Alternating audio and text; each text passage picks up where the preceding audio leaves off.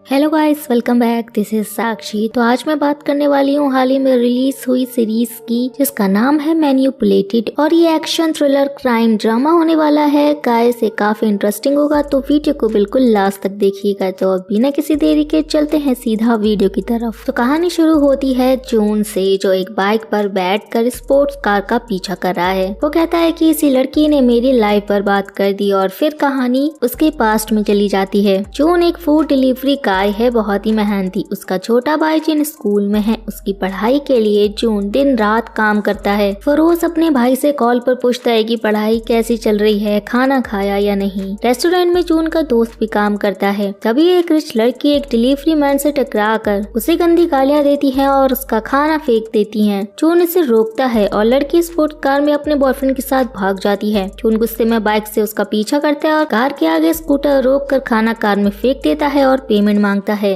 भीड़ देख रही होती है, इसलिए लड़की मजबूरी में पेमेंट कर देती है। यहाँ दिखता है कि जून मेहनती के साथ समझदार भी है। अब रेस्टोरेंट लौट कर वो अपनी फ्रेंड को सब बताता है। तभी उसका भाई जिन दिखता है। दोनों खाना खाते हुए बात करते हैं और पता चलता है कि जून अपनी खुद की प्लांट शॉप खोलने वाला है। लगभग तैयार है, बस ओपनिंग बाकी है। जिन कई सालों से फेल हो रहा है, लेकिन जून उसे सपोर्ट करता है। यहाँ दोनों अपनी माँ की बातें कर रहे थे। फिर जून अपने 3 दोस्तों के साथ प्लांट शॉप जाता है, जहाँ जून की गर्लफ्रेंड सूजी भी आती है। सब बहुत खुश हैं। शॉप की तैयारी चल रही है। सूजी कहती है कि तुम दो काम मत करो, लेकिन जून कहता है कि जब तक जिनकी यूनिवर्सिटी पूरी नहीं होती वो मेहनत करता रहेगा। रात को सूजी कहती है कि आज वो घर नहीं जाएगी, क्या हम रात में यहीं पे टाइम स्पेंड कर सकते हैं। जून मान जाता है और अगले दिन वो सुबह ब्रेकफास्ट बनाकर काम पर निकल जाता है। जून डिलीवरी करते वक्त सीढ़ियाँ उतरता चढ़ता है और एक सूखा हुआ प्लांट देखकर उसे सनलाइट में रख देता है और एक नोट लिख देता है उसके ओनर के लिए। फिर एक बूढ़ी औरत की भारी सूटकेस उठवाने में मदद करता है। रात को जून खाना खा रहा होता है, तभी एक फोन बजता है। उसमें से एक लड़की बोलती है कि आपको ये फोन कहाँ मिला। जून लोकेशन बता देता है। लड़की पैसे का ऑफर करती है तो जून उसे फोन देने के लिए उसके बताए हुए सुनसान एरिया में चला जाता है। लड़की कहती है कि सामने टनल में एक बॉक्स है, फोन वहीं पे रख दो और पैसे ले लो। जून ऐसा ही करता है। तभी सामने एक बड़ा ट्रक आता है। जून डर जाता है और वापस लौट जाता है। घर जाकर वो अपनी माँ की फोटो से बात करता है और अपने भाई को अच्छा बनाने का वादा करता है। जिन आता है और दोनों साथ खाना खाते हैं। लगता है शायद ये उनकी माँ की डेथ एनिवर्सरी है। रात में अब भारी बारिश होती है। जून अपने पौधे अंदर करके लाता है और सूजी को फोटो भेजता है। तभी कोई जोर जोर से दरवाजा खटखटाता है। जून खोलता है और वहाँ पर पुलिस खड़ी होती है।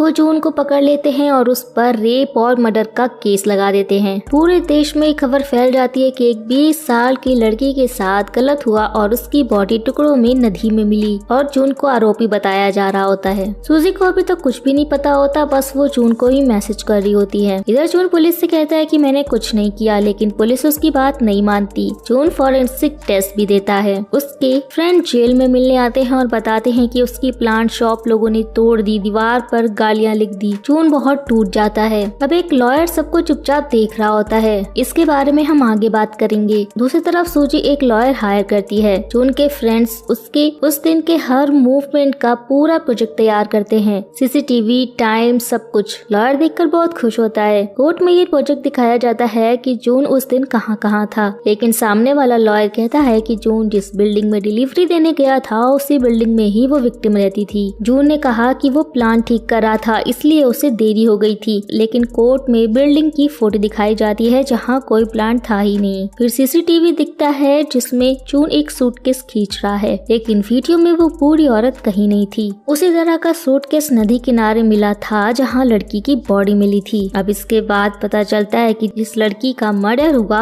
उसका फोन उसी रात जून के पास था। जून कहता है कि उसे तो वो फोन सड़क पर मिला था, लेकिन लॉयर कहता है कि लड़की तो उस समय तक मर चुकी थी, वो तुम्हें कॉल कैसे कर सकती है। जून तो यहाँ पर पागल ही हुआ जा रहा था। फिर क्राइम सीन की फोटो दिखाई जाती है जहाँ एक ब्रेसलेट पड़ा था, वो जून का है। ये सिर्फ सूजी नोटिस करती है, कोई और नहीं। सबसे बड़ा सबूत जून का सीमन विक्टिम की बॉडी में मिला। अब सबको लगता है कि वही अपराधी है। जून चिल्लाता है कि मैंने कुछ नहीं किया, मैं निर्दोष हूँ। लेकिन अब सूजी टूट जाती है और वो रोते हुए जून से उसके ब्रेसलेट के बारे में पूछती है। जून कहता है कि शायद वो कहीं गिर गया होगा, लेकिन सूजी अपना ब्रेसलेट उतार कर रख देती लेती है और ब्रेकअप कर लेती है। जून को बड़ी जेल में भेज दिया जाता है खतरनाक क्रिमिनल्स के बीच में। एक बड़ा क्रिमिनल उसे देखकर मुस्कुराता है जैसे वो उसी का इंतजार कर रहा हो। जून बहुत डर जाता है। कैदियों को नए रूल समझाए जा रहे होते हैं और जून की मेडिकल जांच भी होती है। अगले दिन वही लॉयर सेंग जून से मिलने आता है। वही लॉयर जो हमने देखा था जून को देख करके मुस्कुरा रहा था। सेंग को पूरा भरोसा है कि जून ने कुछ गलत नहीं किया। जून उसे सब कुछ बताता है, फोन वाली घटना और ब्रेसलेट जो उसके भाई के रूम में गिर गया था। सेंग कहता है कि वो उसके भाई से जरूर मिलेगा। जेल में कुछ कैदी जून को पकड़ कर डेक्सू के पास ले जाते हैं। जेल का सबसे खतरनाक आदमी। डेक्सू जून को धमकाता है कि उसने एक लड़की को मारकर नदी में फेंक दिया, इसलिए उसे छोड़ा नहीं जाएगा। तब गार्ड आकर जून को बचाते हैं। सेल में एक और कैदी जून को चिढ़ाता है और उस पर कुछ फेंकता है, जिसमें से लॉयर सेंग का कार्ड निकलता है। कैंटीन में डेक्सू कैदियों को पीटता हुआ दिखाई देता है। जून उसे देखकर डर जाता है। तभी दो और कैदी जून को दोस्ती का झांसा देकर अपने साथ ले जाते हैं, पर अंदर कमरे में तीनों मिलकर जून के साथ कुछ गलत काम करते हैं और उसे बहुत मारते हैं। इसी बीच सेंग फिर से आता है और बताता है कि जून का भाई जिन मर चुका है। ये सुनकर तो जून पूरी तरह से टूट जाता है, क्योंकि ना अब उसका परिवार बचा ना ही गर्लफ्रेंड। उसकी हालत तो बहुत खराब होती है। रात में वो फांसी लगाने की कोशिश करता है, तभी उसे अपने भाई का इल्यूजन आता है जो कहता है कि तुम मरे हुए पौधों को जिंदा करते हो,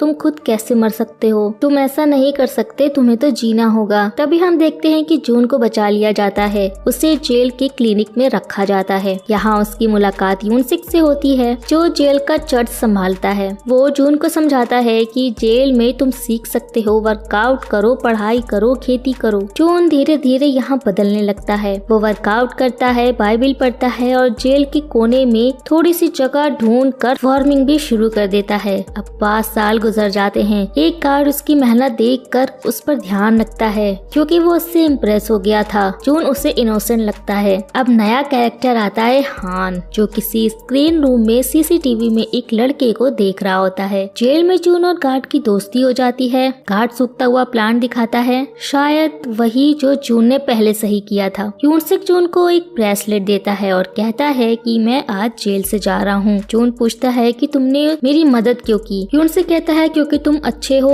और एक दिन जीतोगे। अब कुछ दिन बाद एक कैदी सिन को बाकी कैदी मारते हैं। जून उसे चर्च में बुलाता है और उसे हिम्मत देता है जैसे यूनसिक उसे देता था। सिन बताता है कि वो भी एक फोन उठाने के चक्कर में फंस गया था। उसकी फिंगरप्रिंट विक्टिम पर मिले, जबकि वो कभी वहाँ पर गया ही नहीं। और सबसे बड़ा झटका वकील वही था सेंग जो जून की मदद कर रहा था। सिन कहता है कि उसने सेंग को बताया था कि उसकी माँ कहाँ रहती है और अगले ही दिन उसकी माँ की सुसाइड दिखा दी गई, जबकि वो कभी ऐसा नहीं कर सकती थी। अब जून को समझ आता है कि जिन ने खुद जान नहीं दी, सेंग ने उसे मारा। वहीं सेंग उसे और सिन को भी फंसा रहा है। अब सुबह कैदियों में हड़कंप मच जाता है कि सिन ने बाइबल के पन्ने खाकर और गला दबाकर जान दे दी। जिन गुस्से में सेंग को बुलाता है। सेंग खुश होकर आता है कि शायद जून कुछ याद करेगा। जून पूछता है कि क्या मैं किलर हूँ या मुझे फंसाया गया। फिर चिल्लाकर पूछता है कि मेरे भाई को तूने ही मारा। सेंग मुस्कुराते हुए हाँ कहता है और कहता है कि वो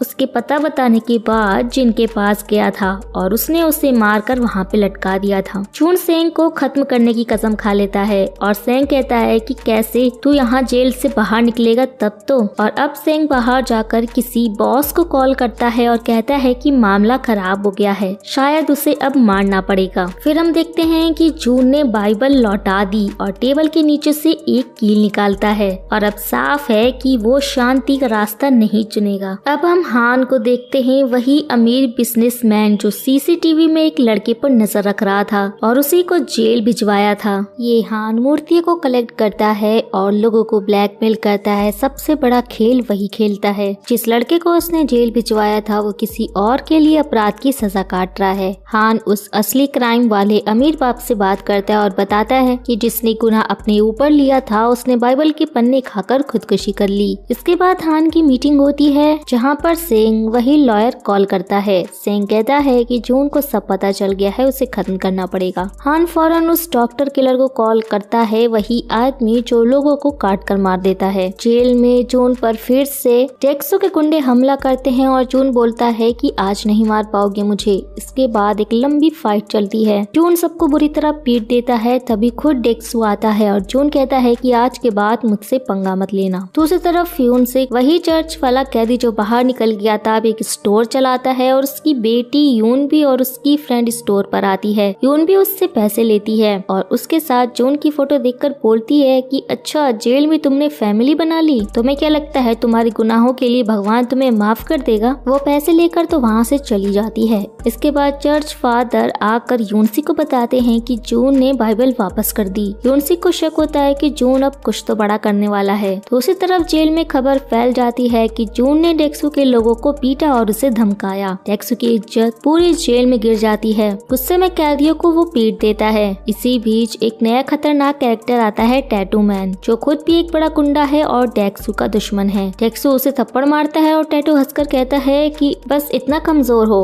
गार्ड्स डेक्सू को पकड़कर ऑफिस में ले जाते हैं, जहाँ पे ऑफिसर कहता है कि जून को मारने के लिए बाहर से लोग आने वाले हैं, तुम उससे दूर ही रहना। दूसरी तरफ जून से मिलने यूनसिक आता है। यूनसिक पूछता है कि बाइबल उसने क्यों लौटाई। जून कहता है कि मैं बेगुनाह हूँ और यहाँ से भागने वाला हूँ। यूनसिक उसे जेल का मैप देता है। जून हर चीज यहाँ पे नोटिस करता है, जैसे गेट, गार्ड्स की टाइमिंग, रास्ते, कैमरे, सब कुछ। उसे पता चलता है कि बाहर निकलने का रास्ता जोन बी से है, जबकि वो अभी जोन ए में फंसा है। दूसरी तरफ रात को डेक्सू का आदमी जून की सेल में आता है और उस पर हमला करता है। दोनों की जोरदार फाइट होती है। सुबह जब वो बाहर निकलता है तो डेक्सू को उम्मीद थी कि उसका आदमी बाहर आएगा, लेकिन पहले जून निकलता है। मतलब जून ने रात में उसे अच्छी तरह से धोया था। अब लंच में जून डेक्सू से भिड़ जाता है। जून कहता है कि तूने आदमी क्यों भेजा था, मुझसे माफी मांग। लेकिन डेक्सू माफी नहीं मांगता तो जून उसे चिढ़ाता है कि तेरी बहन को तूने खुद नुकसान पहुंचाया था, दूसरे लड़कों ने नहीं। डेक्सू यहाँ पर पागल होकर उस पे हमला करता है और गार्ड्स दोनों को अलग कर देते हैं। ये जून का ही प्लान था। उसका प्लान सक्सेसफुल होता है। उसका सेल बदल दिया जाता है। टैटू और उसके आदमी दूर से देखकर हंसते हैं कि दोनों जोकर्स हैं। अब जून ने फार्मिंग वाले गार्ड से कुछ चीजें मंगवाई थी।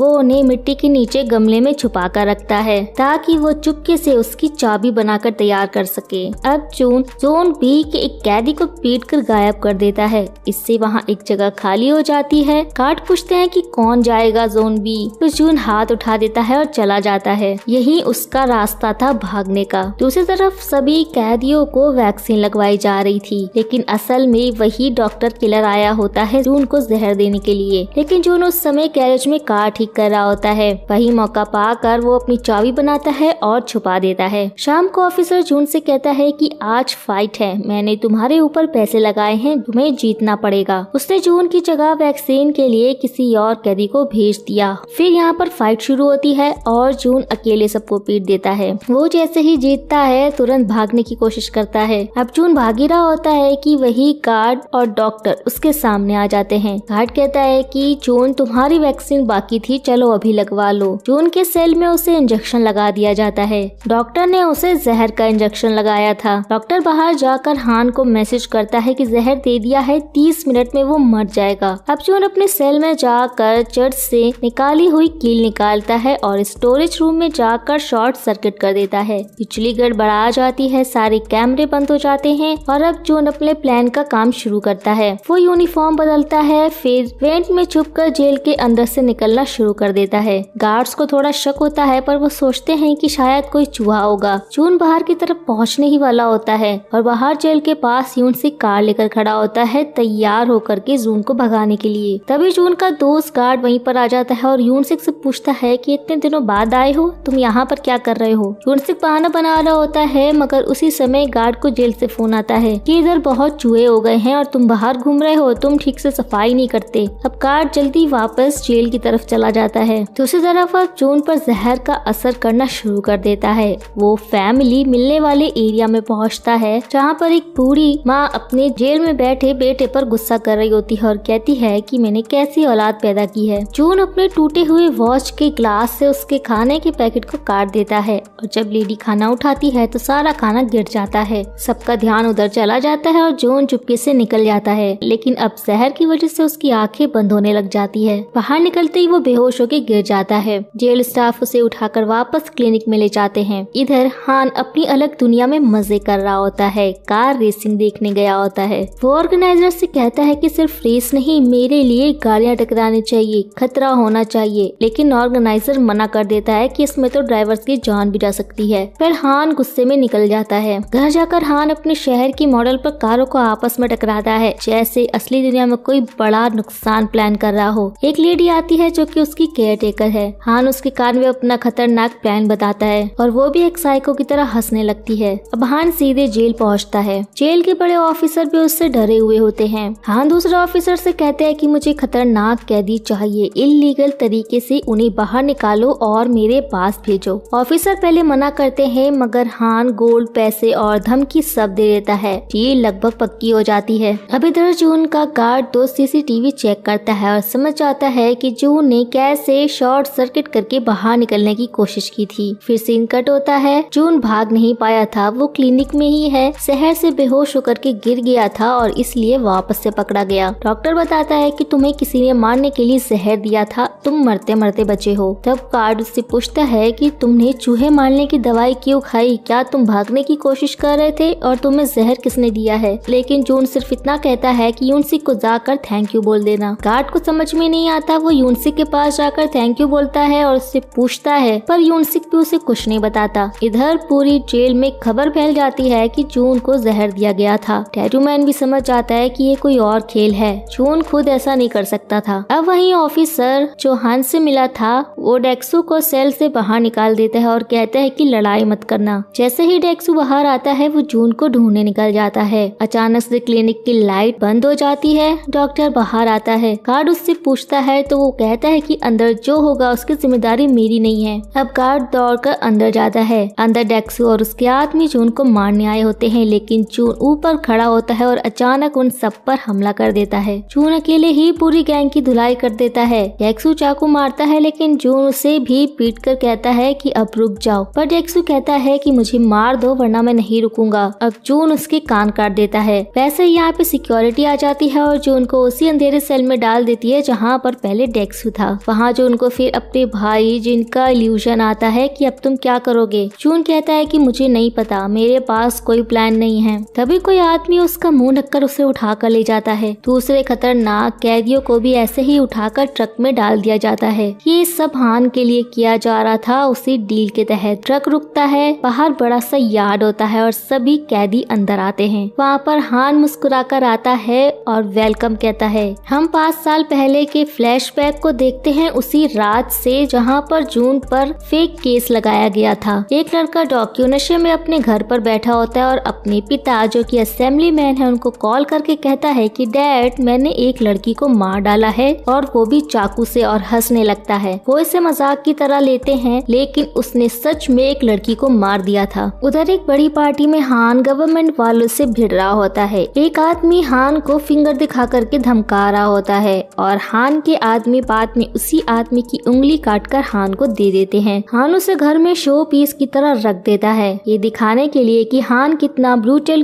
क्रूर और साइकोपैथ है। तभी उसे असेंबली मैन का फोन आता है कि मेरे बेटे डॉक्यू ने एक लड़की को मार दिया है, अब मैं क्या ही करूं। हान कहता है कि मैं हूं ना, सब संभाल लूंगा, बस बदले में एक गिफ्ट भेज देना। जिस तरह के गिफ्ट उसके घर में पहले से पड़े होते हैं, मतलब उसने पहले भी बहुतों के गुनाह छुपाए हैं। फिर हान अपनी टीम को लड़के की बॉडी वाले घर भेजता है। टीम हर जगह डिवाइस लगा देती है और हान पूरा सीन इमेजिन करता है कि लड़के ने लड़की को कैसे घसीटा और मारा होगा। सीसीटीवी में हान की नजर जून पर पड़ती है, वो डिलीवरी बॉय जो अक्सर आता है। हान मुस्कुराता है कि मिल गया मेरे गेम के लिए सही शिकार। उस दिन से हान और उसके आदमी जून पर नजर रखते हैं। जब जून घर पर नहीं होता तो आदमी उसके घर से फिंगरप्रिंट चोरी कर लेते हैं, फिर उसी फिंगरप्रिंट को खून में डुबोकर क्राइम सीन पर प्रिंट कर देते हैं। फिर उन्होंने वो दिन भी देखा था जब जून और सूजी एक साथ थे रात में। उनके कचरे से उसने कॉन्डम चुराया और उसका सीमन लिया और उसी लड़की के शरीर के अंदर उसने वो डाल दिया और जून को रेप और मर्डर के केस में फंसा दिया। जून का ब्रेसलेट भी उन्होंने उसी रात उसके कमरे से उठाया था जो जून के भाई को मारकर छीन लिया था और उसे क्राइम सीन पर रख दिया। बस अब क्या था, जून पूरी तरह से फंस चुका था। ये कहानी वापस प्रेजेंट में आती है। सारे कैदियों को हान के पास लाया जाता है। सबको सालों बाद इतना अच्छा खाना मिलता है कि वो सब उस पर टूट पड़ते हैं। जून समझ नहीं पा रहा था कि ये सब क्या चल रहा है। अब रात को जून भागने की कोशिश करता है, वो लगभग निकल ही जाता है, लेकिन गार्ड उसे पकड़ लेते हैं। तभी सामने से हान आ जाता है। वो उससे कहता है कि तुम भाग क्यों रहे हो, तुम सबको यहाँ लाने में कितनी मेहनत लगी है पता भी है तुम्हें, चलो आकर मेरी गाड़ी में बैठो, कर लिए एक स्पोर्ट गेम है, तुम्हें तैयार रहना होगा। जून पूछता है कि तुम हो कौन और ये सब क्यों कर रहे हो। हान बस मुस्कुराता है और कहता है कि कल सब कुछ पता चल जाएगा। जून का सेलमेट अब उससे दोस्ती करने की कोशिश करता है। वो जबरदस्ती साथ में उसे खाने ले जाता है और वहाँ फिर से डेक्सू और उसके गुंडे जून को मारने की कोशिश करते हैं। जून तैयार भी हो जाता है लड़ाई के लिए, वो बोतल तोड़ देता है, लेकिन तभी हान अपने गार्ड भेजकर लड़ाई रुकवा देता है। अगले दिन वही सीन हमने जो देखा था। हान सबको बताता है कि ये जगह एक रेस ट्रैक है। एक आदमी चिल्लाता है कि मैं भाग जाऊंगा और तुम पर केस करूंगा। हान बिना सोचे समझे उसे गोली मार देता है और बाकी सब डर जाते हैं। हान कहता है कि आज यहाँ मौत की रेस होगी। रूल सिर्फ एक है कि कोई रूल नहीं है। फर्स्ट आने वाले को 5 बिलियन वॉन मिलेंगे। सबके शर्ट पर नंबर लिखे होते हैं। उन्हीं नंबर वाले गैराज में जाकर कैदी अपनी कार ढूंढते हैं और रिपेयर करना शुरू कर देते हैं। इधर डॉक्यू भी अपनी नई गर्लफ्रेंड के साथ वहाँ पे पहुँचता है। डायरेक्टर उसे बता रहा होता है कि कैसे हान उसे हर बार उसके गुनाहों से बचा लेता है। दोनों हान से मिलते हैं और हान कहते हैं कि ये रेस नहीं, एक मौत का खेल है। शायद कोई भी फिनिश लाइन तक ना पहुँचे। ये गेम डार्क वेब पर लाइव दिखाया जाएगा, जहाँ दुनिया भर के लोग वोटिंग करेंगे। हान बहुत पैसे कमाएगा प्लस मजा भी लेगा। सभी कैदी अपनी अपनी कारें लेकर रेस के लिए तैयार हो रहे होते हैं। किसी को खराब कार मिलती है, किसी को महंगी रेसिंग कार। जून का सेलमेट उसको अपनी शानदार रेसिंग कार दिखाता है और पार्टनर बनने का ऑफर करता है, लेकिन जून मना कर देता है और कहता है कि अगर वो जीत गया तो पैसे अपनी दादी को दे देना। वो बहुत परेशान रहती हैं। सेलमेट चौंक जाता है कि जून उसकी दादी को कैसे जानता है। तब हमें याद आता है कि वो ओल्ड लेडी जिनका खाना जून ने जेल में गिरा दिया था जब वो भाग रहा था, तो वो उसी का पोता है। खैर सेलमेट इसको पार्टनर बनने के लिए बोल रहा होता है और सभी इनको देख रहे होते हैं। डेक्सो ने सेलमेट को जून पर नजर रखने के लिए भेजा होता है, लेकिन अब वो उससे दोस्ती करना चाहता था। अब चोरी छुपे टैटू ने भी अपने आदमियों से बोल दिया था कि देखो हमें मिलके खेलना होगा और मैं तुम लोगों को लीड करूंगा। और फिर हान से मिलने की रिक्वेस्ट करता है। हान एक्सेप्ट करके इसको बुलाता है। वो हान के साथ काम करना चाहता है, लेकिन हान ने उसका बायोडाटा चेक किया था कि टैटू एक नंबर का झूठा और मक्कार आदमी है। धोखा देना तो उसकी फितरत है। तो हान यहाँ पे बोलता है कि मैं कैसे भरोसा करूँ तुम्हारे ऊपर। टैटू बोलता है कि तुम मेरा यकीन करो, मैं तुम्हारे साथ लॉयल रहूंगा। हान कहता है कि ठीक है, मैं इसके बारे में सोच कर तुम्हें बताऊंगा। फिर उससे डेक्सो भी मिलने के लिए आता है। वो उससे साफ साफ बोलता है कि मुझे पैसे नहीं चाहिए, मुझे तुम्हारे एक गार्ड को मारना है। हान हंसता है और कहता है कि तुम खेल के मैदान में कुछ भी कर सकते हो और अगर बाहर करोगे तो क्रिमिनल कहलाओगे। तुम्हें जो भी करना है तुम खेल के मैदान में ही करना, कोई भी तुम्हें नहीं रोकेगा। फिर हम यहाँ एक कैदी को देखते हैं जो दूसरे कैदी से मारपीट करके जबरदस्ती उसकी कार छीनकर चला जाता है, जो कि थोड़ी अच्छी होती है। टैटू भी ये सब देख रहा होता है और समझ जाता है कि यहाँ तो कोई भी रूल है ही नहीं, जैसे कि हान ने बताया था। उधर सेलमेट भी अपनी कार जून को दिखा रहा होता है। वो उसकी कार चला के देखता है और कहता है कि ये तो कूड़ा है, पर सेलमेट कहता है कि तुम मेरी कार से जलो मत। जून कहता है कि इसमें तो बहुत कुछ फिक्स करना पड़ेगा। अचानक सभी कैदी बगावत कर देते हैं। ताकतवर कैदी कमजोरों को पीट कर उनकी अच्छी कारें छीन लेते हैं। टैटू भी सेलमेट की कार हथियाने आता है, लेकिन जूल और सेलमेट भाग जाते हैं। डेक्सो भी सब कुछ देख रहा होता है और वो भी मैदान में उतर जाता है। टैटू भी अपनी कार लेकर मैदान में उतर गया था। अब मैदान में 3 लोग एक दूसरे का पीछा कर रहे होते हैं, जून, डेक्सो और टैटू। 20 मिनट की यहाँ पे दौड़ चलती है, लेकिन हान रुकवा देता है क्योंकि ऑफिशियल रेस तो अभी बाकी है।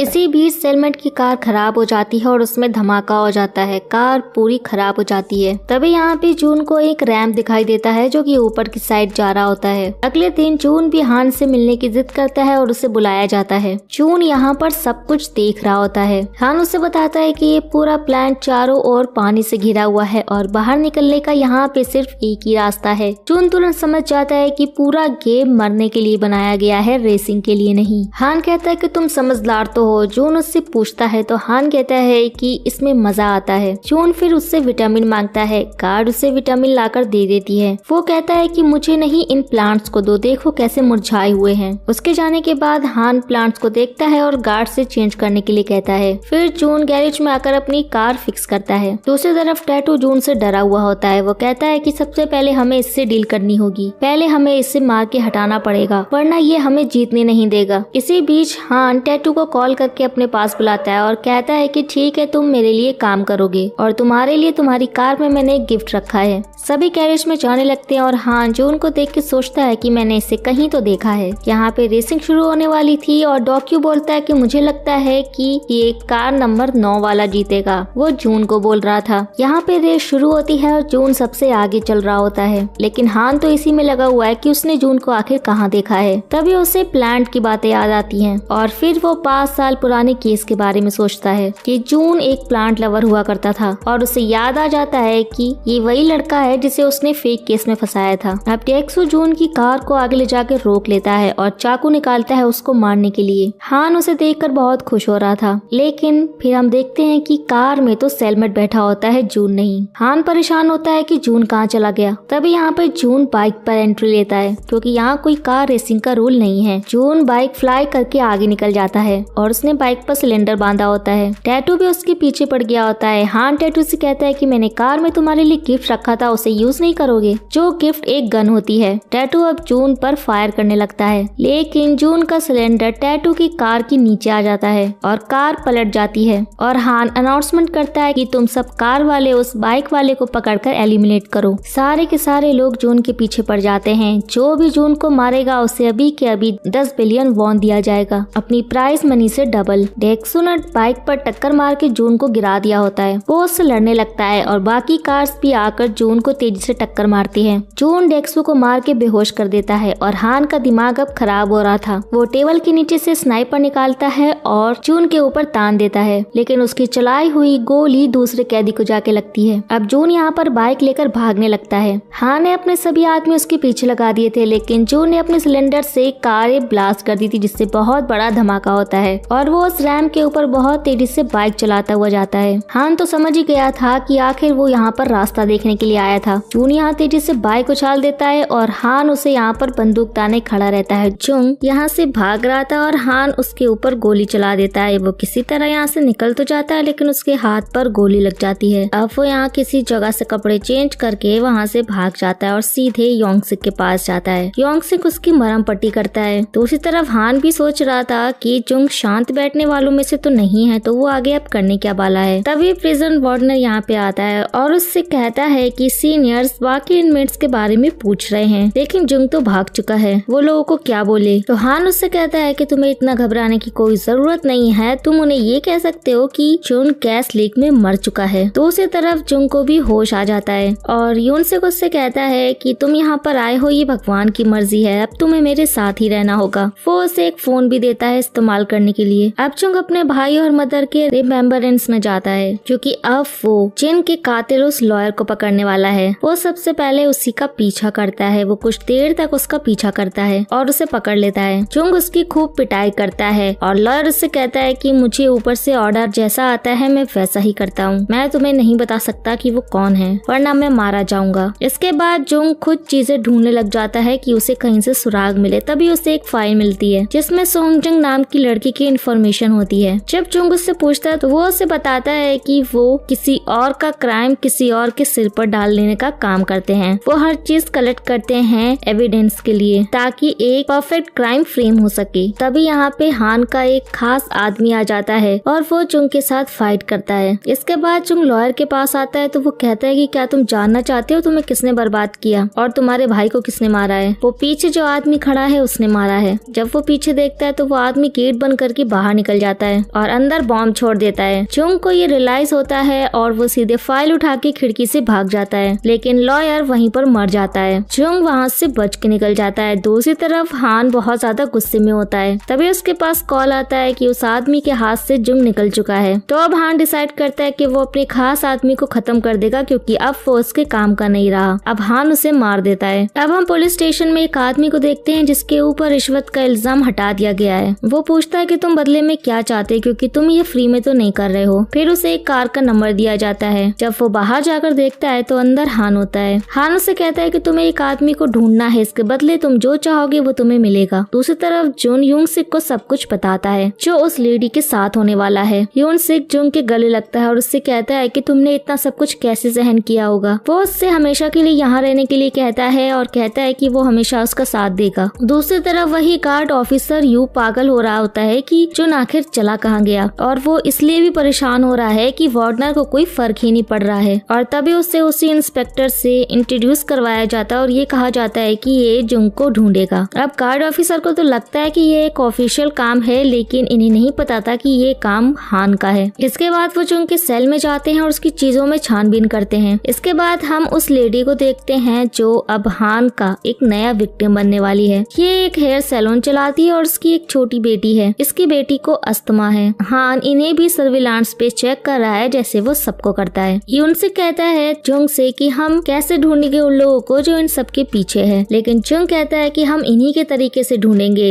जैसे ये इस लड़की पर नजर रख रहे हैं हम भी उस पर नजर रखेंगे, क्योंकि वो लोग उसके आसपास तो जरूर होते होंगे एविडेंस इकट्ठा करने के लिए। इसके बाद यून सिक जुंग को पैसे भी देता है। वो मना करता है लेकिन वो जबरदस्ती उसे दे देता है। जुंग उससे पूछता है कि तुम ऐसे पैसे छुपा के क्यों रखते हो। यून सिक उसे बताता है ताकि मेरे पैसे चोरी ना हो जाए। और जब वो चला जाता है तो उसकी बेटी यून भी यहाँ आती है। जुंग को लगता है कि वो चोर है, लेकिन उसे वो पकड़ लेता है। लेकिन यून सिक आता है और बताता है कि ये मेरी बेटी है। यहाँ पे यून भी उसे पहचानती है और यून सिक से कहती है तो अच्छा ये वही फोटो वाला आदमी, तुम्हें तुम्हारा बेटा मिल गया। यून भी बाहर जुंग को बुलाती है और कहती है कि मुझे पता है कि तुम यहाँ फ्री में रहते हो क्योंकि तुम्हारे पास रहने की जगह नहीं है, इसलिए मैं तुमसे हर थर्सडे को पैसे लेने आऊंगी। और वो उसे एक मुक्का मार के यहाँ से चली जाती है। जब जुंग अंदर आता है तो यून सिक उससे पूछता है कि उसने तुम्हें मारा तो नहीं, लेकिन जुंग कहता है कि नहीं। तो वो पूछता है कि उसने पैसे मांगे होंगे। जुंग कहता है हाँ। उनसे कहता है कि लगता है मैं एक अच्छा डैड नहीं बन सका, लेकिन उसका दिल सच में बहुत साफ है। जुंग कहता है हाँ, बहुत चमकदार दिल है उसके पास। इसके बाद हम वही पुलिस ऑफिसर और ऑफिसर यू को देखते हैं जो उस लॉयर की बॉडी के पास गए हैं। वो उसे कहता है कि देखो तुम्हारे जुंग ने क्या किया है। वो उससे एक पिक्चर भी दिखाता है, लेकिन ऑफिसर कहता है कि मुझे कुछ पता नहीं चल रहा है कि ये आदमी कौन है। इसके बाद हम जुंग को देखते हैं, उसने सब कुछ फिगर आउट कर लिया है। वो ये जान चुका है कि इस लेडी के साथ वो सब कुछ हो चुका है जो उसके साथ हुआ था। अब उसे वो फोन मिलना बाकी है जिसके लिए उसे जल्दी काम करना होगा, वरना वो लेडी खतरे में पड़ सकती है। दूसरी तरफ हान वो वेपन ढूंढ रहा है जो वो लेडी इस्तेमाल कर सकती है उसे फ्रेम करने के लिए। तभी उसके पास एक फोन की रिंगटोन सुनाई देती है। तभी जुंग वहाँ पे पहुँचता है और उसकी बेटी से उसे पता चलता है कि उसकी मदर ऑलरेडी निकल चुकी है वो फोन पकड़ाने के लिए। दूसरी तरफ यूनसिक के पास ऑफिसर यू और वो इंस्पेक्टर आते हैं। वो उससे जुंग के बारे में पूछताछ करते हैं कि तुम उससे क्यों कांटेक्ट करने की कोशिश करते हो। तो यूनसिक उससे कहता है कि जुंग तो जेल में ही है ना। वो उसे बताते हैं कि नहीं, वो भाग चुका है और मुझे पता है कि उसको तुमने ही छुपा के रखा हुआ है, तो बताओ जल्दी कि वो कहाँ है। और इसीलिए वो जबरदस्ती यहाँ रूम्स की चेकिंग करता है और वो देखता है कि उसकी बेटी कपड़े चेंज कर रही होती है और उसकी बेटी उन्हें गालियाँ देकर वहाँ से भगा देती है। अब यूनसिक ऑफिसर यू से कहते हैं कि मैं चाहता हूँ कि तुम मुझसे कभी न मिलने आओ क्योंकि मुझे कुछ अच्छा नहीं लग रहा है। अब यू जाकर उस इंस्पेक्टर को कहता है कि मैंने तुमसे कहा था कि उससे तुम आराम से बात करना, लेकिन तुम्हें जरा भी तमीज नहीं है। अब हम उस लेडी को देखते हैं जो उस लड़की को फोन देने के लिए गई है। तब जुंग अपनी बाइक पर आके वो फोन चुरा के ले जाता है। उसका पीछा किया जाता है लेकिन वो बच निकलता है। ये बात अब हान को पता चलती है और उसे बहुत गुस्सा आता है। इसके बाद जुंग यूनसिक को बताता है कि वो फोन चुरा कर ले आया है और यूनसिक उसे पुलिस के बारे में बताता है। अब जुंग उसे सॉरी बोलता है कि मेरी वजह से ही तुम्हारे साथ ये सब कुछ हो रहा है, लेकिन यूनसिक उसे कहता है कि ऐसी कोई बात नहीं है और तुम यहाँ से कहीं नहीं जाओगे। और इसके बाद फिर जुंग उसी फोन पे दोबारा फोन करता है और उसे कहता है कि तुम्हारा फोन मेरे पास है और अगर तुम्हें ये चाहिए तो पैसे लेकर जल्दी से आ जाओ। इसके बाद ये बात उस आदमी को पता चलती है जो सारे एविडेंस हैंडल करता है। वो उस लड़की को कहता है कि कुछ भी करके वो फोन वापस लेकर आओ और उस लड़के को भी मार दो। इसके बाद जुंग दूर खड़ा हुआ उस लड़की को मॉनिटर करता है। वो उससे बहुत स्मार्टली पैसे ले लेता है और उसे कहता है कि किसी बिल्डिंग में फोन पड़ा हुआ है। इसके बाद वो वहाँ से फोन ले जाती है। अब वो उस लड़की का पीछा करेगा उस जगह तक पहुँचने के लिए, लेकिन दूसरी तरफ हान एक लड़की के साथ वहाँ पर पहुँच जाता है। फिर उसे पता चलता है कि उस चोर ने पैसे मांगे थे जो उन्होंने दे भी दिए। तो वो उनसे कहता है कि तुमने ऐसा क्यों किया मुझे बिना बताए, और वो वहीं के वहीं उसे मार देता है। मतलब उसकी पार्टनर उसे मार देती है। फिर हान अपनी पार्टनर से कहता है सारा मैटर संभालने के लिए। इसके बाद जुंग यहाँ पे पहुँचता है और एक आदमी को बेहोश करके उसके कपड़े पहन लेता है। वो सब कुछ यहाँ रिकॉर्ड करता है, लेकिन तभी उसका फोन बजता है और यूनसिक उसे बताता है कि उस सैलून वाली लेडी के घर पे कोई आया हुआ है। इसी चक्कर में लोगों को उस पे शक हो जाता है। वो वहाँ से भागता है और दूसरी तरफ वो लड़की उस लेडी के पास पहुँच चुकी होती है। जुंग यहाँ पे एन वक्त पे पहुँच जाता है और उस लड़की के साथ फाइट करता है, लेकिन तभी यहाँ पुलिस आ जाती है और वो लड़की चली जाती है। दूसरी तरफ हान को पता चल चुका है कि जुंग उसके पीछे पड़ चुका है। तभी उसके पास उसका फ्रेंड आता है। ये वही लड़का है, उसका बिजनेस फ्रेंड। वो अपने पिता के साथ आया है। वो हान से पूछता है कि जुंग आखिरकार बाहर क्या कर रहा है, लेकिन हान उससे कहता है कि वो सब कुछ हैंडल कर लेगा, उसे टेंशन लेने की जरूरत नहीं है। लेकिन वो उसे सिर्फ एक 1 हफ्ते का वक्त देता है और धमकी दे के वहाँ से चला जाता है। अपने पिता के जाने के बाद दो यंग हान से बात करता है, लेकिन उसकी बातों से हान को बहुत गुस्सा आ रहा होता है। इसके बाद हान के पास कॉल आता है और उसे ये पता चलता है कि जुंग उस लड़की और बच्चे को लेकर भाग गया है और वो सोचता है कि हमें एक और गेम जुंग के साथ खेलनी चाहिए। दूसरी तरफ यून भी जुंग का बनाया हुआ चार्ट देखती है और सोचती है कि ये स्टॉकर है, लेकिन जब वो बच्ची और लेडी आती है तो उसे सब कुछ समझ आता है और उसका नजरिया भी अब जुंग की तरफ बदल जाता है। लेकिन ये लोग उस लेडी को बोलते हैं कि तुम्हारा यहाँ पे रहना सेफ नहीं होगा, तुम किसी रिश्तेदार के यहाँ चली जाओ, लेकिन वो कहती है कि मेरा कोई है ही नहीं। तब ये लोग उसको यून भी के घर रुकने का प्लान करते हैं। तब यून भी उन्हें अपने फ्लैट पर लेके जाती है। अब यून भी अपने फादर के जाने के बाद फिर से जुंग को बुलाती है अकेले में बात करने के लिए। वो उससे कहती है कि मुझे सब कुछ सच सच बता दो, वरना मैं उन दोनों को यहाँ पे रहने नहीं दूंगी। तब जुंग यहाँ पे उसे सब कुछ अपने बारे में बता देता है। जुंग यहाँ से चला जाता है। अब ये सारी बातें सुनकर यून भी रात भर सो नहीं पाती है। वो अपनी फ्रेंड से इस बारे में बात करती है, लेकिन उसकी दोस्त उसे सोने के लिए कहती है, पर उसे रात भर नींद नहीं आती। इसके बाद वो यूनसी को मैसेज करती है और कहती है कि अगर उसे जरूरत हो तो वो कभी भी उसे कॉल कर सकते हैं। यूनसी यहाँ बहुत ज्यादा खुश हो जाता है, क्योंकि अब तक तो उसे अपनी बेटी का नंबर भी नहीं पता था और ना ही उसका घर पता था, और आज ही उसे ये सब कुछ पता चल गया। वो जुंग से कहता है कि तुम मेरे लकी चार्म हो, ये सब कुछ तुम्हारी वजह से हुआ है। जुंग उससे यूनबी के ऐसे होने का कारण पूछता है। यूनसी कहता है कि मैंने अपनी बेटी के साथ बहुत बुरा किया है। वो बहुत इमोशनल होकर जुंग से बातें करता है। फिर जब ये दोनों घर पे आते हैं तो न्यूज चल रही होती है और वो देखते हैं कि उस केस में हान ने किसी और को फंसा दिया है। उन्होंने सिर्फ उस लेडी को बचाया है, लेकिन वो केस उन्होंने किसी और के ऊपर डाल दिया है। अब जुंग सीधे उसी जगह पे जाता है जहाँ वो एविडेंस कलेक्ट करते हैं और देखता है कि जिस लड़की का वो फोन था, मतलब जो फोन पिक करने आई थी, वो लड़की यहाँ पे मरी हुई पड़ी है और उसके साथ के बाकी सब लोग भी। तभी उसके पास ऊपर से एक चीज आके गिरती है और ये उसी किलर का सर है जो हान ने काटा था। हान को कोई फर्क नहीं पड़ता कि उसने इतने सारे लोगों को मार दिया है। उसे इस बात की खुशी है कि केस सॉल्व हो गया है और उसने यहाँ तेजुंग के लिए एक गिफ्ट भी छोड़ा है, जिसमें वो ये बताता है कि यही वो लड़का है जिसकी वजह से तुम्हारी जिंदगी बर्बाद हुई है। यहाँ पर जुंग को दोयंग के बारे में पता चलता है, साथ ही उसे यहाँ पे उसकी इंस्टाग्राम आईडी भी मिलती है। हान उस आईडी को प्राइवेट से पब्लिक भी कर देता है, जिसके बाद जुंग अपना काम शुरू करता है और उसके पीछे पीछे बुसान पहुँच जाता है। दूसरी तरफ वो पुलिस ऑफिसर जुंग के फ्रेंड्स के पास जाता है, लेकिन वो कहते हैं कि जुंग उनसे तब से बात नहीं करता जब से वो जेल गया था और वो सब जुंग के बारे में अच्छी बातें ही बोल रहे होते हैं। लेकिन पुलिस ऑफिसर कहता है कि वो तो एक क्रिमिनल है। तब उस ऑफिसर और जुंग के फ्रेंड्स की यहाँ पे बहस हो जाती है, लेकिन यहाँ भी उन्हें कोई हिंट नहीं मिलता। लेकिन तभी ऑफिसर यू के पास जुंग की कॉल आती है। वो उससे कहता है कि वो असली कातिल को पकड़ कर लाएगा। वो कुछ और भी कहता है और फोन कट कर देता है। जुंग यहाँ बुसान पहुँच जाता है और वो टर्मिनल लॉकर में कुछ रखता है। तभी हम एक आदमी को देखते हैं जो किसी को गोल्फ बॉल से बहुत बुरी तरीके से पीट रहा है। यहाँ पे दोयंग आता है और हमें पता चलता है कि ये दोयंग का आदमी है, जिससे वो पैसे देकर काम करवाता है और उसके लिए ड्रग्स वगैरह भी यही संभालता है। इनकी कन्वर्सेशन से पता चलता है कि ये आदमी दोयंग को ज्यादा पसंद नहीं करता। वो इसकी बातें सिर्फ इसीलिए मानता है ताकि उसे पैसे मिल सके। दूसरी तरफ यूनसिक और यून भी परेशान हो रहे होते हैं, क्योंकि उनका जुंग से कोई कांटेक्ट नहीं हो पा रहा था। वो जेल भी जाते हैं कि कहीं वो पकड़ा तो नहीं गया, लेकिन वो वहाँ भी नहीं है। तब यून भी कहती है कि उसके पास यूनसिक का दूसरा फोन है, तो क्यों ना हम लोकेशन ट्रैक करें। जब वो लोकेशन ट्रैक करते हैं तो उन्हें पता चलता है कि वो बुसान गया है और ऑफिसर यू को भी पता है कि यूनसिक का फोन जुंग के पास है, तो वो भी बुसान जाते हैं। लेकिन हम देखते हैं कि ऑफिसर यू चुपके से कुछ देख रहा है जो उसे जुंग ने भेजा है। तभी हम हान को देखते हैं जो टेम्पल में है। वो अपने पेरेंट्स की बरसी पर आया है। उसके अंकल आके यहाँ पर उसे कंसोल करते हैं कि तुम अभी तक अपने पेरेंट्स की वजह से स्ट्रेस लेते हो, तुम्हें अपने आप को गुनहगार मानने की जरूरत नहीं है। और अंकल के जाने के बाद हान हंसता है। इसके बाद उसकी आंटी उसे बुलाती है और कहती है कि अब शेयर्स का बंटवारा हो जाना चाहिए। वो उसे डिनर पे बुलाती है, लेकिन हान मना कर देता है। इसके बाद वो अपनी नैनी को बोलता है डिनर पे जाने के लिए, लेकिन वो उसे मना करके चली जाती है कि उसे कोई काम है और वो उसी लड़की के साथ उसके रिलेटिव्स को मार देती है और ये सब वो हान को बिना बताए करती है। तभी उसकी आंटी उससे कहती है कि क्या हान को पता है कि उसकी असली माँ कौन है? क्या उसे पता है कि तुम्हारा खून उसकी नसों में दौड़ रहा है? देखिए, नैनी उसे कहती है कि जो कंपनी हान ने खुद बनाई है उसको लेने की जो कोशिश कर रहा है वो मुझसे ज्यादा नीचे गिरा हुआ नहीं हो सकता।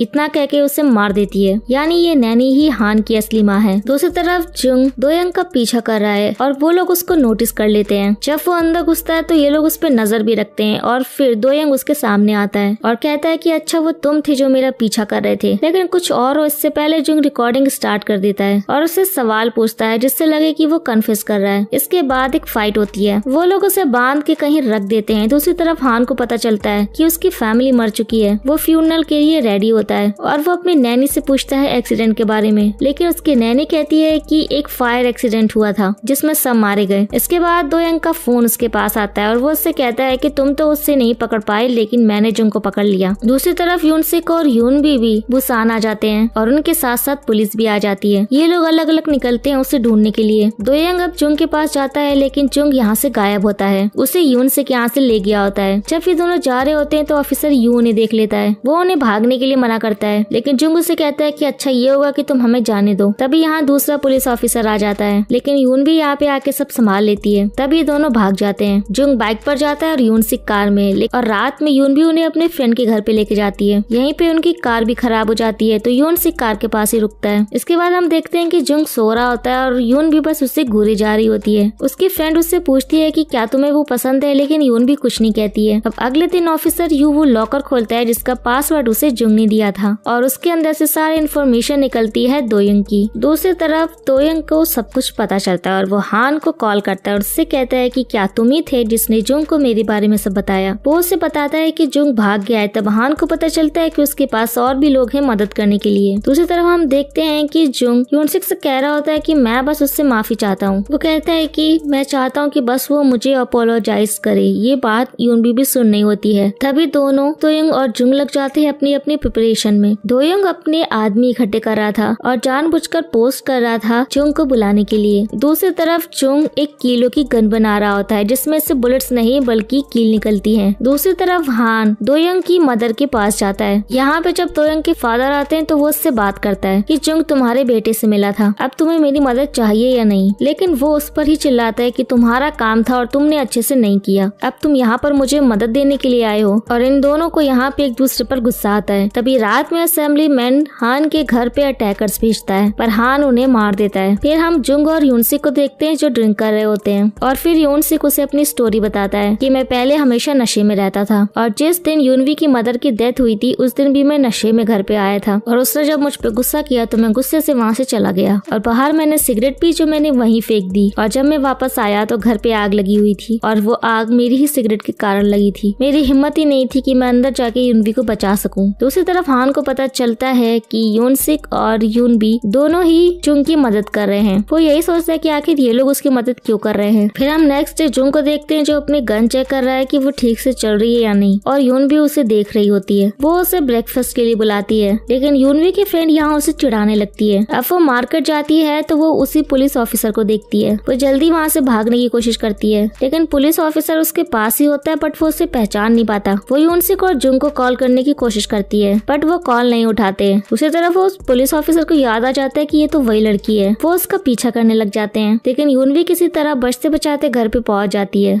वो उन्हें सब कुछ बताती है और इस बार फिर से वो अलग अलग हो जाते हैं। उनके जाने के बाद उसके दोस्त के पास कोई आता है और वो कोई और नहीं बल्कि हान है। वो उससे सिर्फ यही पूछता है कि आखिर वो जुंग की मदद कर क्यों रहे हैं। अब इनकी यहाँ पे तू मैमे होने लगती है। हान पे हाथ भी उठाता है और बार बार पूछता है कि तुम उसकी मदद कर क्यों रहे हो, लेकिन जब ये कुछ नहीं बताते तो वो वहाँ से चला जाता है। दूसरी तरफ जुंग पहुंच जाता है दोयंग के पास। यहाँ पे वो उससे माफी मांगने के लिए कहता है लेकिन वो माफी नहीं मांगता। यहाँ पे काफी लंबी फाइट चलती है। दोयंग नीचे आके कार से भाग जाता है और जुंग भी बाइक से उसका पीछा करता है। इसके बाद हम वही टनल सीन देखते हैं जो हमें पहले दिखाया गया था। वो बाइक से उन्हें नहीं पकड़ पाता तो वो इन आदमियों की कार में घुस जाता है और उन्हें बाहर फेंक कर खुद कार चलाता है और किसी तरह से वो अपनी गाड़ी आगे लेके आता है। जैसे ही वो टनल से बाहर निकलते हैं ट्रक आकर उसे हिट करता है लेकिन जुंग साइड हो जाता है। लेकिन दोयंग बुरी तरह से इंजर्ड हो गया था। जब जुंग उसे कन्फेस करने के लिए कहता है तो वो मर जाता है और तभी जुंग के पास कॉल आती है हान की और वो उसे कहता है कि तुमने उसे मार ही दिया तो अब तुम्हारा बदला खत्म हो गया है और वो उसे मिस्टर विटामिन करके बुलाता है और जुंग समझ जाता है कि ये वही आदमी है जिसने कार रेस के लिए उसे बुलाया था। हान उसे ऑफर करता है कि अब तुम्हारा बदला भी पूरा हो गया है तो क्यों ना हम पार्टनर बन जाए, मुझे तुम बहुत पसंद हो, बताओ तुम्हें क्या चाहिए। जुंग उससे कहता है मुझे चाहिए कि मैं तुम्हें तुम्हारे किए की सजा दूं। वो फोन काट देता है और इधर हान हंसता है। इसके बाद हान दोयंग के पेरेंट्स के पास जाता है और उन्हें मार देता है और वो यहाँ पे बताता है कि क्या तुम एक सीक्रेट जानना चाहते हो, जब मैं 16 साल का था तो मेरे पेरेंट्स मर गए थे लेकिन मैंने अपने हाथों से ही उन्हें मारा था, क्योंकि जब मुझे पता चला कि वो अपनी सारी जायदाद एक टेम्पल को देने वाले हैं तो मुझे एक अजीब सा गुस्सा आया और मुझे रियलाइज भी नहीं हुआ कि मैंने उन्हें 130 बार स्टेप किया और जब मैं ये सोच रहा था कि मैं उन्हें हैंडल कैसे करूंगा तभी न्यूज में रिपोर्ट आ रही थी कि एक मर्डरर जेल से भाग गया है और आसपास कहीं छुपा हुआ है। तो मैंने पुलिस स्टेशन में जाकर ये बता दिया कि उस मर्डरर ने मेरे पेरेंट्स को मारा है और 2 दिन के बाद वो आदमी भागने की कोशिश में पुलिस के हाथों से ही मर गया। और तभी मैंने रियलाइज किया कि मुझे यही तरीका इस्तेमाल करना चाहिए फ्यूचर में, जो अब मैं कर भी रहा हूँ। उसके बाद उसकी क्लीनिंग टीम आ जाती है सफाई करने के लिए। फिर हान यूनसिक के घर पे जाता है जहाँ पर वो एक पिक्चर भी देखता है यूनसिक और उसकी बेटी के बचपन की। इसे वो जला देता है। वो यही सोचता है कि आखिर वो जुंग का करे क्या। दूसरी तरफ ऑफिसर यू को कॉल आती है कि वो अपना काम खत्म करके वापस आ सकते हैं, उन्हें अब जुंग को ढूंढने की जरूरत नहीं है। वो डिटेक्टिव से पूछता है कि आखिर ऐसा क्यों हुआ, अभी तक तो जुंग पकड़ा भी नहीं गया है। डिटेक्टिव उसे कहता है कि अगर उसे जानना है तो वो उसके साथ चले और वो उसे लेकर यूनसिक को अरेस्ट करने के लिए जाता है असेंबली मैन की मर्डर के केस में। ये देखकर ये सभी यहाँ पे कंफ्यूज है और अपने फादर को ऐसे जाते देखकर यून भी चिल्लाती है कि तुम्हें कोई गलत फहमी हुई है, उन्हें कहाँ लेके जा रहे हो। ऑफिसर यू को भी यहाँ पे कुछ समझ में नहीं आ रहा था। वो लोग यूनसिक को पकड़ के ले जाते हैं और उसकी खबर जून को भी पहुंच जाती है। यूनसिक की इन्वेस्टिगेशन चल रही है और वो लोग यूनपी को उससे मिलने भी नहीं दे रहे हैं। वो लोग उससे कह रहे हैं कि यूनसिक उसे कन्फेस कर ले क्योंकि उसका डीएनए उन्हें मिला है। और इस बात से ये पता चल जाता है कि हान यूनसिक के घर क्या करने गया था। यूनसिक को भी सब समझ में आता है। वो कहता है कि मेरी बेटी खतरे में है, मुझे जाने दो, लेकिन वो लोग उसकी एक भी नहीं सुनते और उसे जेल में बंद कर देते हैं। डिटेक्टिव यहाँ पे आता है और यूनपी का नाम भी लेता है कि इस केस में उसकी बेटी को भी जोड़ना है। ये सुनकर यूनसिक बहुत ज्यादा गुस्सा हो जाता है और कहता है कि मेरी बेटी को हाथ मत लगाना, मैं तुम्हें मार दूंगा। डिटेक्टिव उससे कहता है कि तुम कन्फेस कर लो कि तुमने ये मर्डर किया है। अब जुंग घर पे जाता है यूनबी को ढूंढता हुआ। उसे वहाँ पे यूनबी तो नहीं मिलती लेकिन कैमरा मिलता है जो हान ने लगाया था और वो उस कैमरे को तोड़ के फेंक देता है। अब जुंग यूनबी के पास जाता है, उसे लेके आता है और कहता है कि इसमें यूनसी की कोई गलती नहीं है, तुम्हें पता है हमें उस पर यकीन करना ही होगा। यूनबी यहाँ पे बहुत परेशान होती है, रो रही होती है। जुंग उसे कहता है कि ये सारी मेरी गलती है और मैं कुछ भी करके ये सब ठीक कर ही दूंगा। यूनबी उसे रोकने की कोशिश करती है लेकिन वो एक नहीं सुनता, वो चला जाता है। तभी हम हान को देखते हैं जो एक स्कल्पचर पर वाइन डाल रहा है और वहाँ पर उसकी नैनी आती है। वो हान को एडवाइस देती है कि क्यों ना अब तुम दुनिया के सामने आओ क्योंकि तुम्हारा 100वां आर्ट पीस अब बन चुका है, तो तुम्हें इन पर ऑक्शन लगाना चाहिए और तुम्हारे सारे आर्ट पीस मैं खरीद लूंगी। हान उससे पूछता है कि ऐसा क्यों, आखिर तुम क्यों खरीदोगी। तो वो उसे कहती है कि उसे ये बहुत ज्यादा पसंद है, इसमें उसे हान की झलक दिखाई देती है, इसलिए वो सारे यहीं पर रखना चाहती है। हान भी उसे कहता है कि ऐसे स्कल्पचर्स मुझे बहुत ज्यादा पसंद है, बिल्कुल ऐसे इमोशंस जो लोग तब दिखाते हैं जब उन्हें ये पता चलता है कि उनकी लाइफ किसी और के हाथ में है। जब वो मौत के वक्त गिड़गिड़ाते हैं तो उसे बहुत अच्छा लगता है। तभी जुंग उसे कॉल करता है। हान कहता है कि मुझे लगा तुम मुझे थोड़ा जल्दी कॉल करोगे। जुंग उससे कहता है कि तुमने ये सब क्यों किया, तुम मेरे पीछे क्यों पड़े हो और यूनसिक ने तुम्हारा क्या बिगाड़ा है। लेकिन हान उससे कहता है कि उसने उसकी बात नहीं सुनी इसलिए उसे ऐसा करना पड़ा। वो जुंग को एक ऑफर देता है जिसके लिए वो उसी टनल में जाता है। हान इसे कहता है कि इसे खोलो, उसमें एक चाकू और एक चेक है, तुम दोनों में से एक चीज एक्सेप्ट कर सकते हो। ये चाकू ले जाओ और कन्फेस कर लो कि यूनसिक ने नहीं तुमने खून किया है, या फिर मेरे पार्टनर बन जाओ। जुंग उससे पूछता है इस चीज का रीजन। हान कहता है कि क्योंकि वो लोगों को कठपुतली की तरह इस्तेमाल कर सकता है और जब लोगों को पता चलता है कि कोई और चारा नहीं है तो वो अपनी जान भी ले लेते हैं और यूनसिक भी वैसा ही करेगा। जुंग बीच में ही कॉल काट देता है और वो चला जाता है। इससे हान को बहुत गुस्सा आता है कि ये मेरी बात कभी पूरी सुनता क्यों नहीं है। दूसरी तरफ यूनसिक जेल में बैठा था और अपनी बेटी के साथ बिताई हुई मेमोरीज याद कर रहा था। वो ये भी याद करता है कि जब वो जेल गया था तो उसकी बेटी उससे बहुत प्यार करती थी, उससे मिलने के लिए भी आती थी और लोग उसे तंग करते थे क्योंकि उसके फादर एक मर्डरर है। यूनसिक ने उसे कहा था कि तुम मुझसे मिलने के लिए मत आया करो, ना मैं तुम्हें जानता हूँ ना तुम मुझे जानती हो। और ये सुन के यून भी बहुत रोती रहती है और जब वो जेल से वापस आता है और यून भी उसे देखती है तो वो कहती है कि तुम यहाँ रहने वाले हो तो मैं यहाँ से चली जाऊंगी। इतने सालों के बाद अपने पिता को देख कर यूनवी का गुस्सा और फ्रस्ट्रेशन सब कुछ एक साथ बाहर निकलते थे। उसकी फ्रेंड उसे समझाती भी थी कि वो अपने पिता को ज्यादा प्यार करती है और नेक्स्ट डे वो अपने लॉयर को बहुत ज्यादा इंसिस्ट करता है यूनवी से मिलने के लिए और यून भी उससे मिलने के लिए आती है। यून भी अपने डैड से कहती है कि अगर तुम्हें कोई परेशान करता है तो मुझे उसके बारे में बताओ, लेकिन यूनसिक उससे कहता है कि ध्यान से सुनो, आज के बाद मैं जो भी करूंगा उससे तुम्हारा कोई मतलब नहीं होना चाहिए और तुम मुझे कभी मिलने मत आना। वो पूछती रहती है कि तुम क्या करने वाले हो लेकिन वो कुछ नहीं बताता और चला जाता है क्योंकि उसने डिसाइड कर लिया है अब कन्फेस करने का। अब ये बात फैल जाती है कि यूनसिक ने कन्फेस कर लिया है। अब जब वो ऑफिसर यूस को पता चलता है तो वो भागता हुआ आता है। वो उससे बात करने की कोशिश करता है लेकिन यूनसिक कहता है कि मैं कह रहा हूँ ना कि मैंने कन्फेस कर लिया है, अब तुम्हें एविडेंस भी मिल चुके हैं। यहाँ पे वो डिटेक्टिव भी खड़ा होता है और ऑफिसर यूस डिटेक्टिव को कहता है कि मैंने बहुत सारे क्रिमिनल्स देखे हैं, मैं रोज जेल में ही रहता हूँ, मैं जानता हूँ कि ये चेहरा लोग कब बनाते हैं, ये आदमी ऐसा नहीं कर सकता। लेकिन वो ऑफिसर उसकी एक बात नहीं सुनता। लेकिन वो उसे कहता है कि तुम एक मामूली प्रिजन गार्ड हो, ये छानबीन तुम मेरे पे छोड़ दो। और उसी दिन जुंग आता है पुलिस स्टेशन के बाहर और यहाँ पे अफरा तफरी मच जाती है कि कोई कन्फेस कर रहा है कि यूनसिक ने नहीं बल्कि उसने ये खून किया है। इसलिए यूनसिक को छोड़ दिया जाता है और वो देखता है कि उसकी जगह जुंग आ गया है। जुंग उसकी तरफ देखता भी नहीं है और सीधा जेल में चला जाता है। यून भी घर पे वही कैमरा रिकॉर्डिंग्स देख रही है जो पल उसने अपने पिता के साथ बिताए हैं। तभी यूनसिक अंदर आता है। यून भी बहुत खुश होती है कि वो वापस आ गए। वो उसे गले लगा के बहुत रोती है। तभी डिटेक्टिव के पास हान की कॉल आती है कि उसने यूनसिक को छोड़ क्यों दिया। तो वो उसे कहता है कि उसे छोड़ना ही पड़ेगा, सिर्फ 48 घंटे के लिए वो उसे रख सकता था और अब जब किसी और ने कन्फेस कर दिया तो वो उसे बिल्कुल नहीं रख सकता है। इसलिए हान खुद आता है जुंग के पास। वो उसे कहता है कि मैंने तुम्हें इतनी अच्छी अपॉर्चुनिटी दी थी और तुमने ये चुना, क्या तुम सच में मरना चाहते हो? जुंग उससे कहता है कि मैं हमेशा से जानना चाहता था कि आखिर तुम ये सब कर क्यों रहे हो और तुम हो कौन, लेकिन तुम्हें देखकर तो ऐसा ही लगता है कि तुम बस एक बच्चे हो। हान लेकिन यहाँ से चला जाता है। वो वार्डन से पूछता है कि अगर एक भागा हुआ कैदी वापस आए तो उसके साथ क्या होता है। तो उससे पता चलता है कि बस उसे वापस जेल में डाल दिया जाता है। ये सुनकर हान उसे कहता है कि क्यों ना हम उसे मार दे। तो वो वार्डन भी राजी हो जाता है। अब नेक्स्ट डे ऑफिसर यू खुद आता है उसे पिक करने के लिए, जेल में ले जाने के लिए। डिटेक्टिव उसके साथ बहसबाजी करता है। ऑफिसर यू यहाँ पे जुंग से पूछता है कि तुमने जो मुझे डॉक्यूमेंट्स दिए थे वो तुमने मुझे दिए क्यों? जुंग कहता है कि मुझे तुम यकीन करने लायक लगे, एक तुम ही थे जिसे मैं ये सब दे सकता था। वो उससे कहता है कि तुम्हें मुझ पर इतना यकीन कैसे है? तो जुंग कहता है कि तुम तो एक मरे हुए प्लांट को भी नहीं फेंक सकते, तो तुम उस एविडेंस को कैसे फेंकते? वो उससे फिर से पूछता है कि क्या तुमने हार मान ली? जुंग कहता है कि मैं थक चुका हूँ भाग भाग कर। अब ड्राइवर ब्रेक लेने के लिए उतरता है, वैसे ही ऑफिसर यू खुद ड्राइविंग करके गाड़ी लेकर यहाँ से भाग जाता है। इसके बाद वो जुंग से कहता है कि यहाँ पर एक नई रोड है, अब तुम अपना पाथ खुद चूज करो। मैं चाहता हूँ कि तुम्हारे लिए बहुत कुछ करूँ, लेकिन मैं हूँ तो एक प्रिजन गार्ड ही, इसलिए जितना मैं कर सकता था उतना मैंने किया। आई होप कि हम जेल में नहीं कहीं और मिलेंगे अब की बार। अब जब वो आगे जाता है तो वो देखता है कि यूनसिक और यून भी उसका वेट कर रहे हैं। यून भी उससे कहती है कि चलो घर चले। ऑफिसर यू अकेले जाता है तो वार्डन उसे देखता है और कहता है कि ये अकेला क्यों आया है। वो सीधा अंदर घुस के वार्डन को एक मुक्का मारता है और हमें पता चलता है कि उसने उनकी बहुत सारी बातें सुन ली थी और उसके पास एविडेंस भी है। वो कहता है कि मैं अभी के अभी इंटरनल इंटेलिजेंस को सब कुछ बता दूंगा। क्या तुम सच में उसे पैसों के लिए मारने वाले थे? और अब दूसरी तरफ हान अपना ऑक्शन रखने वाला है। ये खबर चारों तरफ फैल जाती है कि एक बहुत ही फेमस आर्टिस्ट जो कभी सामने नहीं आया था, अब वो फाइनली अपना ऑक्शन करने वाला है। और जुंग ने भी यूनसिक से कुछ सामान मंगवाया होता है कि अब हान को रोकने का वक्त आ गया है। अब जो यूनसिक और यूनबी को कहीं और लेके आता है। ये जगह कभी उसकी मदर की हुआ करती थी। अब यूनसिक के पूछने पर वो कहता है कि उसके घर में बहुत सारे कैमरास और बग्स थे जिससे वो लोग उन पर नजर रख रहे थे, इसीलिए यही जगह सेफ है। अब जब वो कार से सामान निकालने जाता है तो पीछे से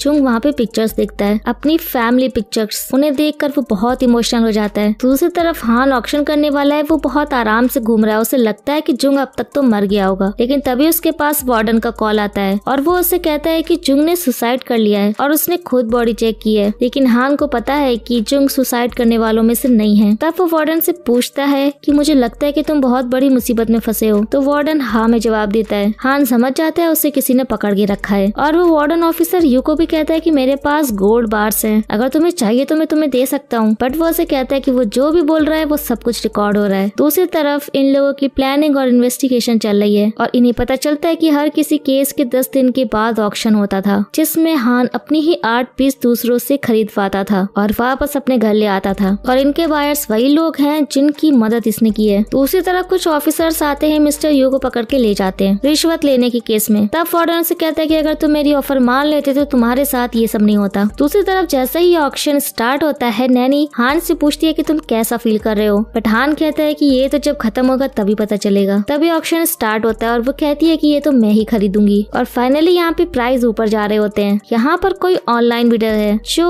उस नैनी के हर प्राइस को मात दे रहा है और हान भी ये सोचता है कि वो है कौन। तभी वो मूर्ति वो खरीद लेता है सबसे हाई प्राइस लगाकर। तो वो नैनी पूछती है कि उससे भी ज्यादा डेस्परेट कौन है। तभी हान कहता है कि एक है तो सही, लेकिन उसके पास तो कुछ भी नहीं है, वो यहाँ पे जुंग की बात कर रहा है। तभी हान को बुलाया जाता है अपना फेस रिवील करने के लिए, लेकिन वहाँ जाने की बजाय वो सीधा प्राइवेट रूम में जाता है चेक करने के लिए। लेकिन तभी हम देखते हैं कि ये तो दोयंग है, कि वो तो जिंदा है, मतलब जुंग ने उसे बचा लिया था और उसे ये कहा था कि मैं तुम्हें नहीं मारूंगा और तुम्हारे पेरेंट्स मर चुके हैं तो तुम जो मैं कहूँगा वो करोगे। और तभी पुलिस यहाँ पे आती है, हान को पकड़ के ले जाती है मर्डर के केस में। जाते जाते वो अपनी नैनी को बोलता है कि आप टेंशन मत लेना, मैं जल्दी बाहर आ जाऊंगा। जब वो अरेस्ट होता है तो यून भी उसकी पिक्चर क्लिक करके यूनसिक को भेज देती है। यूनसिक जुंग को बताता है कि ये तो अरेस्ट हो गया। जुंग उसे कहता है कि ये थोड़ी देर में वापस भी आ जाएगा, क्योंकि इसके पास बहुत सारे कनेक्शंस हैं जो उसकी मदद करते हैं। लेकिन फिलहाल हमारे लिए मौका है उसके खिलाफ एविडेंस इकट्ठा करने का, तो मैं वहीं जा रहा हूँ। और दो क्योंग अपनी इन्वेस्टिगेशन में पुलिस को सारे एविडेंस दे देता है और वो उसके खिलाफ टेस्टिमनी देने को भी राजी है, जिसके बाद वो हॉस्पिटल जाने का रिक्वेस्ट करता है। और हान के घर पे नैनी उस लड़की को बोलती है कि मैं यहाँ सब संभाल लूंगी, तुम जाकर हान को प्रोटेक्ट करो। और नैनी एक सिक्योरिटी गार्ड को एक नंबर देती है और कहती है कि इस नंबर पे कॉल करना और हमारा स्टाफ तुम्हें गाइड करेगा। तभी हान का सारा सामान ट्रक में भर के जा रहा होता है और एक गाड़ी आती है जिसमें उसके दोस्त होते हैं, वो उन्हें डिस्ट्रैक्ट करते हैं और पीछे से जुन ट्रक लेके चला जाता है और यूनबी से कहता है कि तुम जाके अपने पिता को प्रोटेक्ट करो क्योंकि हान का अगला टारगेट तुम दोनों हो। दूसरी तरफ हान पुलिस स्टेशन में किसी का वेट कर रहा है और उसका साथ वाला आदमी उससे पैसे मांगता है खाना खाने के लिए कि यहाँ का खाना बिल्कुल अच्छा नहीं है, तो तुम मुझे पैसे दोगे। पठान कहता है कि मुझे माफ करना, मेरे पास बिल्कुल टाइम नहीं है। तभी आता है वही बॉस जो जुंग के पीछे पड़ा हुआ था जेल में और यही है उसका फ्रेंड। ये पुलिस स्टेशन में आकर ये खून खराबा करते हैं और हान को यहाँ से ले जाते हैं। हान उससे कहता है कि तुम्हें बदले में क्या चाहिए, तब वो उससे कहता है कि मुझे जुंग चाहिए। इसके बाद हान यहाँ से हंसते हुए बाहर निकलता है और अपनी पार्टनर उस लड़की से कहता है कुछ हैंडल करने के लिए और वहाँ से कहीं चला जाता है। दूसरी तरफ जुंग हान के घर में सिक्योरिटी गार्ड बन के घुस चुका होता है। तभी यूनसिक के पास आता है कोई और दूसरी तरफ हॉस्पिटल में हान दो यून को मार रहा होता है। तभी यून भी आती है यूनसिक के पास और देखती है एक औरत ने उसके पिता को चाकू से स्टेप कर दिया है। वो उससे फाइट करती है लेकिन उसके सामने टिक नहीं पाती। यूनसिक उस लड़की का पैर पकड़ता है और कहता है कि तुम यहाँ से भाग जाओ। यून भी अपने फादर के पास आती है और कहती है कि मैंने एम्बुलेंस बुलाई है। तभी इतने में वो लड़की फिर से वापस आ जाती है। अब सीन कट होता है और हम आते हैं हान के घर पे जहाँ पे जुंग उस सीक्रेट रूम में पहुंच चुका है। वो सारे एविडेंस यहाँ से ले लेता है। अब हान उसे कॉल करता है, अपने घर पे इनवाइट करता है। जुंग कहता है कि उसकी कोई जरूरत नहीं है क्योंकि वो ऑलरेडी उसके घर में है। वो उससे कहता है कि क्या अभी भी तुम्हें मजा आ रहा है क्योंकि अब तो तुम्हारा खेल खत्म हो चुका है। जुंग किसी तरह से उस डेंजरस सिस्टम से बचते बचाते बाहर निकलता है और वो देखता है कि वहाँ पे वो आदमी बैठा है। वो उससे हाय हेलो करता है। वो आदमी कहता है कि मैंने इस दिन का कितने दिनों से इंतजार किया था और आखिर तुम आज मुझसे मिल ही गए। इसके बाद यहाँ पे फिर से फाइट होती है। जुंग वापस से घर में जाता है फाइट करता हुआ उन आदमियों से लड़ता हुआ और अपनी कीलो वाली गन चलाता है। जब वो उस बॉस को ऑलमोस्ट अधमरा कर ही देता है तभी वहाँ पे हान आता है। वो उस पर अटैक करने लगता है, कहता है कि ऐसे कैसे तुम किसी के भी घर में घुस सकते हो। जुंग कहता है कि कल सुबह तक उसके बारे में सब कुछ सामने आ जाएगा। हान कहता है कि कोई फायदा नहीं है, तुम्हें जो चाहिए वो यहाँ है। वो हार्ड डिस्क तो वैसे भी ओपन करते ही डिस्ट्रॉय हो जाएगी और तुम बहुत अमीर होते अगर मेरी बात मान लेते तो। वो यूनबी को भी ले आते हैं उससे ब्लैकमेल करने के लिए। हान जुंग से कहता है कि या तो तुम इस बॉस को मार दो तो मैं इस लड़की को बचा लूंगा, बट वो उसे नहीं मारता तो हान उसे खुद मार देता है। जिसके बाद वो जुन पे अटैक करता है और जुंग अकेला उन दोनों से लड़ता है। पहले वो उस लड़की से लड़ता है, फिर वो हान से लड़ता है। वो उसे बहुत बुरी तरह से पीटता है और फिर हान अपना सीक्रेट वेपन निकालता है, वो वीडियो जिसमें उसका भाई मर रहा होता है और वो कहता है कि मैंने ही तुम्हारे भाई को मारा है तो क्यों ना तुम मुझे मार दो। और गुस्से में आकर जुंग उसके शरीर से ब्लेड आर पार कर देता है। जुंग कहता है कि मुझे पता है कि तुम्हें मारने से कुछ बदल तो नहीं जाएगा लेकिन तुम्हारा सच मैं सबके सामने लेकर आऊंगा। वो एविडेंस लेके जाता है। पीछे से हान चिल्लाता है कि तुम मुझे मार क्यों नहीं देते। जुंग आकर उसे एक मुक्का मारता है और कहता है कि आखिर तुम्हें अपने पापा को अभी तो प्रायश्चित करना है। जुंग यहाँ पे उसे जिंदा छोड़ना चाहता था ताकि वो धीरे धीरे करके मरे और वहाँ से चला जाता है। इसके बाद यहाँ पे आग लग जाती है और खबर फैल जाती है कि हान उस आग में मर गया है और उसके खिलाफ एविडेंस भी पहुंच चुके हैं मीडिया में और पूरी दुनिया को इस बारे में पता चल चुका है कि उसने मासूम लोगों के साथ क्या क्या किया था। दूसरी तरफ यूनसुक भी हॉस्पिटल में है, ठीक है। वो यूनबी से पूछता है कि जुंग कैसा है। तभी हम देखते हैं कि जुंग की कोर्ट हियरिंग चल रही है और फाइनली 5 सालों के बाद उसे नॉट गिल्टी साबित कर दिया गया है। उसने बहुत मेहनत के बाद अपने सर से ये झूठा इल्जाम उतरवाया है। इसके बाद 6 महीने बीत गए हैं। अब तेजुंग ने अपनी शॉप खोली है जिसमें बहुत सारे प्लांट्स हैं और वो एक कैफे चलाता है। उसके फ्रेंड्स भी वहाँ पे है लेकिन इस बार उसकी गर्लफ्रेंड की जगह यहाँ पर यूनबी है जो बस उसे देखती रहती है। जुंग उससे पूछता है तो वो कहती है कि बस मैं देख रही हूँ, तुम बहुत खुश लग रहे हो। अब ऑफिसर यंग भी यहाँ पे आता है। वो जुंग से कहता है कि मैंने तुमसे कहा था ना कि मैं अच्छी जगह पर तुमसे मिलूंगा और यूनसिक भी यहीं पर काम करने लगता है। अब फाइनली हैप्पी एंडिंग के साथ ये सीरीज यहीं पर एंड हो जाती है। सो गाइस, आपको ये वीडियो कैसा लगा हमें कमेंट करके जरूर बताइएगा। वीडियो को लाइक और चैनल को सब्सक्राइब करना बिल्कुल भी ना भूले। तो अब मिलते हैं नेक्स्ट वीडियो में, तब तक के लिए take care and tata bye bye.